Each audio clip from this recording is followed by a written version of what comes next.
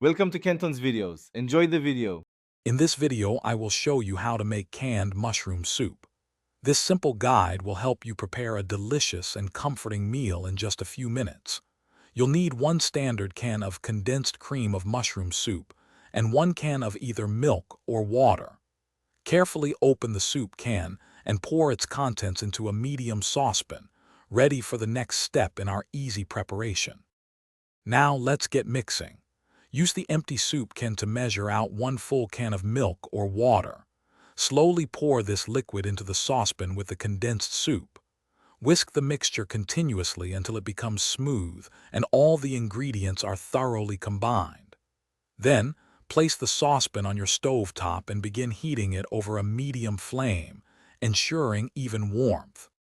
As your soup heats, bring it to a gentle simmer, avoiding a vigorous boil. It's important to stir the soup frequently during this stage to prevent it from sticking to the bottom of the pan and to ensure it heats evenly throughout.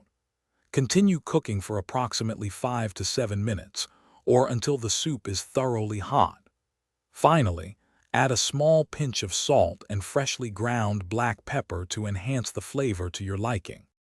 Your delicious canned mushroom soup is now ready to be served.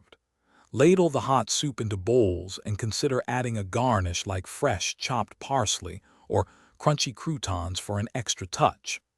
This versatile soup can be enjoyed as a comforting standalone meal or as a delightful side dish. If you have any leftovers, simply transfer them to an airtight container and refrigerate promptly for later enjoyment. Thanks for watching. Consider subscribing if we helped you.